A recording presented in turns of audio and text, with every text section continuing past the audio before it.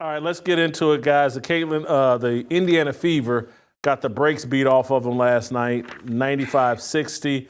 My contention is, for the first time in the absence of Caitlin Clark, the opponent finally gave the Indiana Fever the "I hate white girls, I hate Caitlin Clark, I'm going to destroy the Indiana Fever," the kind of effort that Caitlin Clark and the Fever see every night that Caitlin Clark's on the court.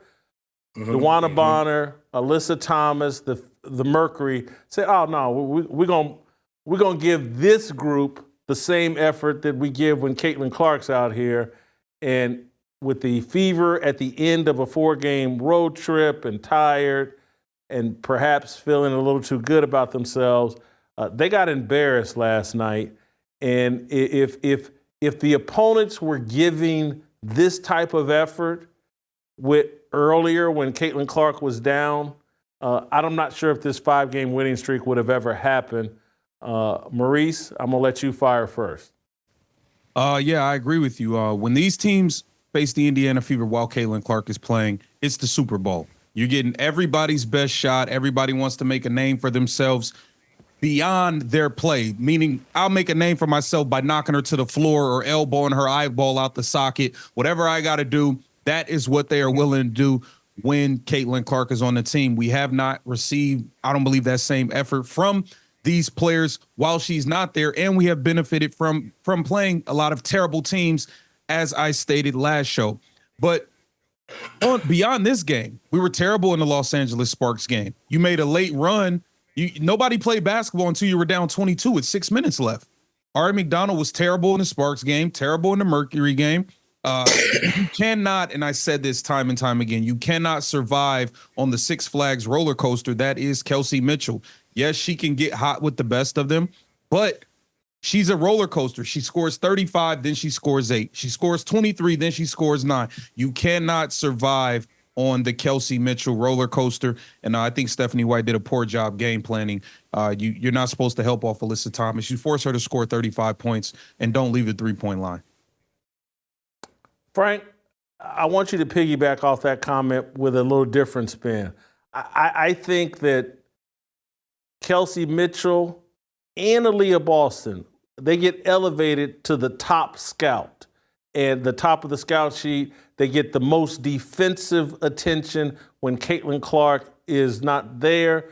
And it kind of got exposed last night that when you're the focus of another team's defense, it has an impact on you, where Caitlin Clark creates so much space and freedom for everybody else that, they kind of got exposed like, they're not capable of being the number one.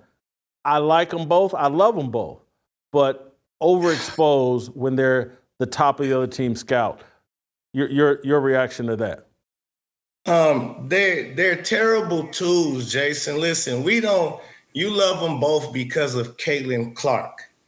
You didn't know neither one of them until Caitlin Clark came about. We only here because of Caitlin Clark. It's the only reason why we talking about WNBA. You're not going to walk into no bar, no Buffalo Wild Wings, and see them having a WNBA game on. You're not going to walk in no sports bar in the casino. No, it's not. So I don't love Aaliyah Boston. I don't love Kelsey Mitchell. I love Caitlin Clark. She's something different we've never seen before. These women are regulars. I coach 8th grade boys. They just as talented as the 8th grade boys. We wouldn't be sitting here having these discussions, okay? Women shouldn't even be playing basketball. It's a contact sport. I mean, what are we doing here, Jason? What are we doing? It's a contact sport. I don't want to see women playing basketball. They're not athletic enough. They're not fast enough. They're not none of that. They need to be tennis, golf, volleyball, swimming, track. No contact sports. Frank, I wasn't expecting you to be this frank. I'm not sure if I agree with you. Your channel is built around the WNBA. You're watching the WNBA, and I get Caitlin Clark is the driving force, but to sit here and argue they shouldn't be playing basketball, that there's no entertainment value out of it, I disagree with that. I'm disgusted by watching it without Caitlin Clark. It makes basketball have a bad stink to it. Do you understand? Like this is not basketball. I'll be wondering they be falling all over the floor, running into each other. Like it's almost unwatchable. They be arguing about foul calls where they clearly fouled the girl, like grabbed the girl, and what do you mean? Like I'm like, do y'all know the rules of the game? I'm confused. Like you, and then they do the replay. They quick to do this and guilty. You're guilty. I don't understand your argument, lady. Delusional. Frank, let me tell you where I agree with you. There's a small thing that I noticed at the end of quarters where I'm just like, man, this is their profession, and they have no idea. They don't have any concept of, hey, the clock is at 3, 2, 1, right before the end of the quarter or half. They're launching half court, quarter shots with like 2.5 seconds left on the clock. And when you watch men play, they're always in the final second. They time it up because they have a clock. And I'm like, these girls play basketball for a living, and they don't have a clock in their head. I've seen them launch from half court with 3 seconds on the clock. I'm like, they don't even know what they're doing. Anyway, I've seen it. So I agree with you there. Maurice, do you agree with Frank that like this is unwatchable without Caitlin Clark?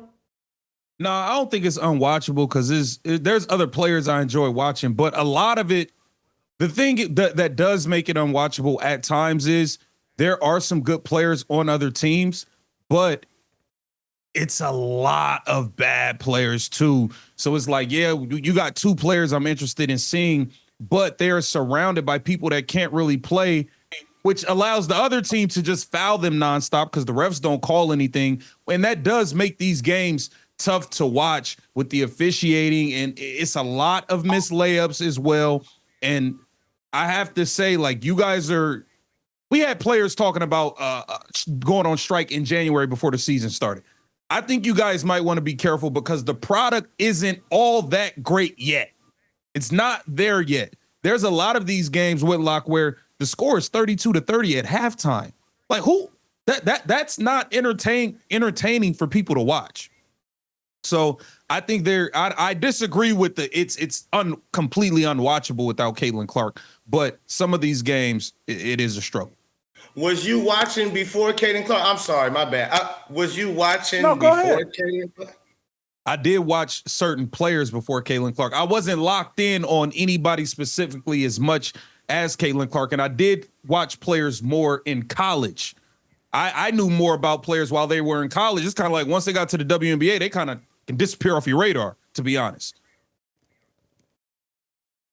It's man, Frank, I'm so shocked that you dislike the WNBA that much, but I get it. I mean, anybody is capable of missing a wide open layup in the WNBA. Frank, let me ask you this. Do you think, let's leave watchability out of it, do you believe, like a lot of people believe, that Stephanie White, the head coach of the Indiana Fever, doesn't like Caitlin Clark? She's a DEI hire. She worked for ESPN for years, correct, right? And see, I'm under the belief that Caitlin Clark is being sabotaged from the very top because what she represents is good.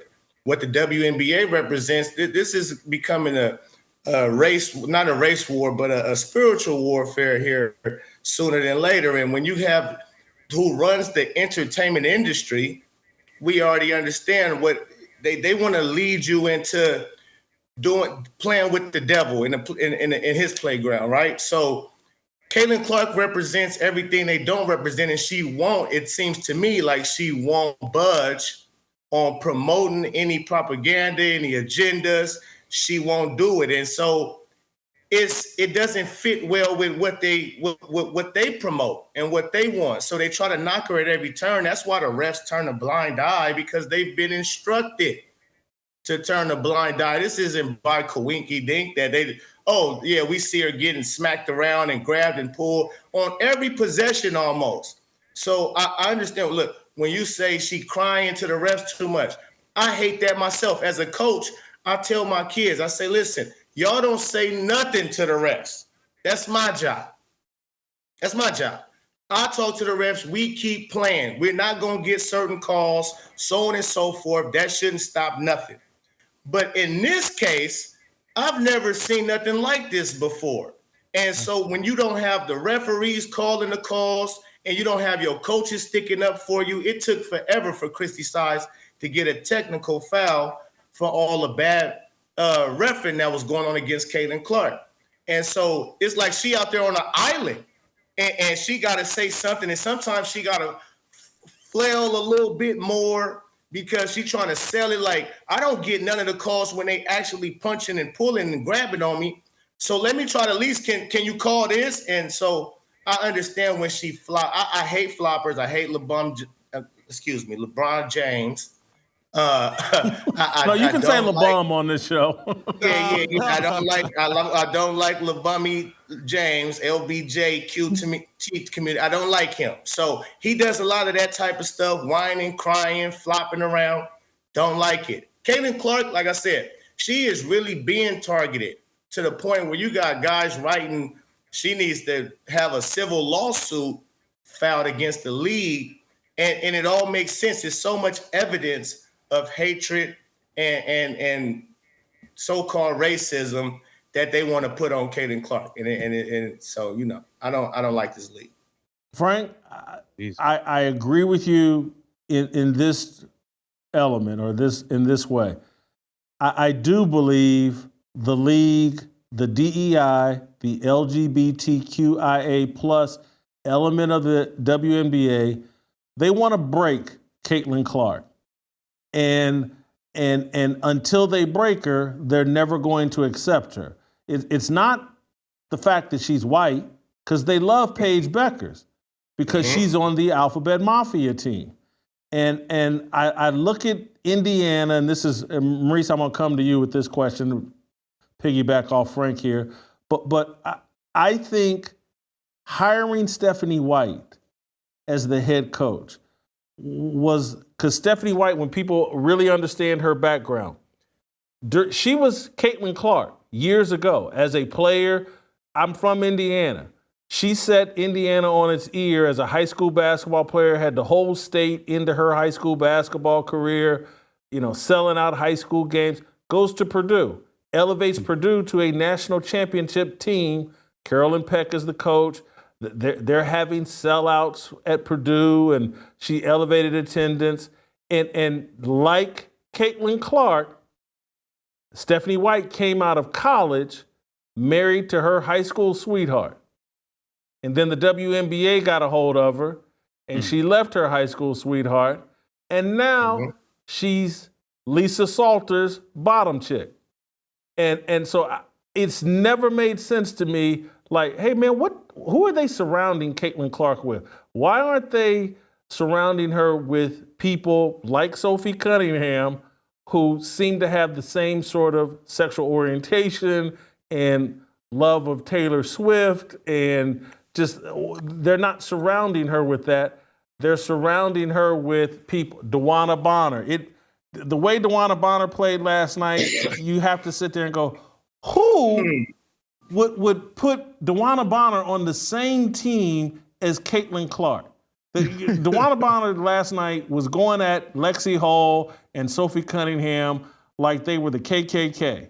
And Stephanie White coached DeWanna. Yeah, Stephanie White coached DeWanna Bonner for 2 years in Connecticut, and that's who you bring to be the leader, the vet on your Indiana Fever team? Insanity. Maurice, your response. Like I said, I think the Indiana Fever did a horrible job from the top down. Amber Cox, Kelly Crosskoff have done a terrible job putting a roster together along with Stephanie White. I didn't even like the Stephanie White hire to begin with. I didn't feel that she's a part of the old guard, and the style that Caitlin Clark plays does not fit with what Stephanie White is naturally comfortable with. You know, they say you can teach a fighter to fight a certain way, and they're going to do that until they start getting hit upside the head. And when anything goes wrong, Stephanie White goes to what she knows, which is this slow, boring basketball that people did not enjoy watching at all. That's just her nature. I feel like the locker room the one thing that Caitlin Clark, Aaliyah Boston, and Kelsey Mitchell asked was to protect the locker room. And what did they do? They went and ruined the locker room before the fans and the media could even see the team get together with who they brought in. You brought in the wrong teammates for Caitlin Clark, and it is as simple as that. You can look at her Iowa team and see what type of players and what type of people, because the people matter. You got to remember, you're dealing with these people sometimes you see these people more than your family. You're in the locker room with them every day. You're on the team bus with them. You're on the planes with them. You're in the hotels with them. So the actual person behind the jersey matters. And I don't feel like they did a good job putting this group together. Yeah, they did a terrible job. I will say, I think last night the group got humbled and needed to get humbled. And I noticed something. I don't know if this is how intensely I watch the game, because I love when they show the camera shots. I love to see who's sitting next to Caitlin Clark on the bench. And generally speaking, the black girls leave a chair between themselves and Caitlin Clark. Only people you'll see sitting next to Caitlin Clark injured, or even when she's healthy, generally speaking, is Lexi Hall and Sophie Cunningham. Everybody else leaves a chair like Caitlin Clark is spoiled milk. Last night, after they got embarrassed, I don't know if y'all saw late in the game, but Aaliyah Boston was hugged up gossiping with Caitlin Clark, because I think Aaliyah Boston figured out last night, like, oh boy, them easy buckets I was getting because of Caitlin Clark, boy, do I miss them. And so I go ahead, Maurice. Sorry about that. And you know who else has, obviously, Aaliyah Boston has suffered, I would say, the most because she got a lot of easy baskets. But I think it is a flat-out travesty what Stephanie White has done to Lexi Hall. Lexi Hall was a part of the core four to help things turn around last season. And yeah, she shot terrible last night. She's been shooting terrible the last 5 games. But let's really think about it. Lexi Hall earned the right to be a part of the core of this team with how she played last season and with her opportunities in the beginning of the season. DeWanna Bonner comes here. Lexi Hall gets thrown to the back burner. DeWanna Bonner quits on the team, takes a max contract, and then leaves. We throw in Lexi Hall in a state of emergency because Sophie Cunningham's hurt. She plays great. We sign Ari McDonald. Lexi Hall gets thrown back to the bench. We take Ari McDonald out of the starting lineup, put Lexi Hall in. She plays great. Sophie Cunningham comes back. We put Sophie in the starting lineup and throw Lexi Hall to the back burner again. So I feel like Lexi Hall is a shot fighter out there. Her confidence is gone. It is a travesty what Stephanie White has done to Lexi Hall this season. Frank, I'll give you the final word, then I'm going to let you guys go. All right, yeah. Thank you, Jason. Because I wanted to ask you, too. This is the weirdest thing. Back to Stephanie White. Oh, go ahead. Back to Stephanie White. Because you've been around for a long time. You've been a part of this game and doing your thing for a long time. And you know about coaches' contracts and players' contracts and so on and so forth. Now, Stephanie White was under contract for the Connecticut Sun for this year. She cried her way out. They let her out due to her saying she basically wasn't thinking about coaching again. And this is why I feel like she's a DEI hire, because where do they let you out of your contract and then a week later you sign with a rival team? Where do they do that at, Jason? Have you ever seen that done before? I'm just curious. Not only a rival team, but you get to quit your team, and then basically you get the best job in the WNBA. You get to go coach and play in front of 16, 17,000 people every night and develop, cultivate the biggest star in the history of the WNBA. Yeah, it makes no sense unless you had a plan of, hey, look, we got to get Caitlin Clark on board with the movement, with the message. This is a platform to promote the LGBTQ. This is a platform to promote the victimization of Black women. This is a platform to promote feminism. And Caitlin Clark, really, if you just look at her, she wants to hoop. She wants to go to Taylor Swift concerts. And that's about it. And the rest of these girls, look at, and I'm extending this conversation. I think Angel Reese is laying down right now and not playing because she don't really love basketball. She loves what basketball can do for her. If Angel Reese could snap her fingers right now and be a 5'6" hot girl rather than a 6'3" basketball player, she'd snap her finger in an instant, start an OnlyFans, and be done with it. And I don't think she's playing basketball because she's 6'3" and now has this mysterious back injury that's keeping her out of games. But when she wanted to justify her all-star appearance, she went on a run the 10 games before the All-Star game when she figured. Remember when the first voting came out for the All-Star game and she was 13th? Yeah, she hit the panic button and said, I better go on an All-Star campaign, up my play, effort, blah, blah, blah. Once she made the All-Star team and enhanced her marketing, blah, blah, blah, now she's laying down as, I got a back injury, I can't play anymore. This league is a soap opera, and that's why we do, as the WNBA turns, it's fascinating. If either one of you got a final thought, go ahead and fire it off, and then we'll be done. Go ahead, folks. Jason, I'm going to say to that Angel Reese, look up in the sky. It's a bird. It's a plane. Nah, that's Angel Reese dropping turds on the game, not working on her game, not deserving none of the fame, missing wide open lays like she played with a broken wing. Maurice, can you top that or should we be done? I don't know if I can top that because I can't rap, but I will say the Chicago Sky and Angel Reese, they'll continue to be the gum on the bottom of the shoe of the league. They're not going to beat nobody. Thank you, gentlemen. Thank you. Awesome job. I can go into my weekend. I had some great WNBA talk. I need a cigarette right now. That was amazing. Gotta have it. You can get it from Hadley, though. He's got some. Yeah. Don't miss a second of Fearless. Hit that like button and subscribe to keep up with our latest content.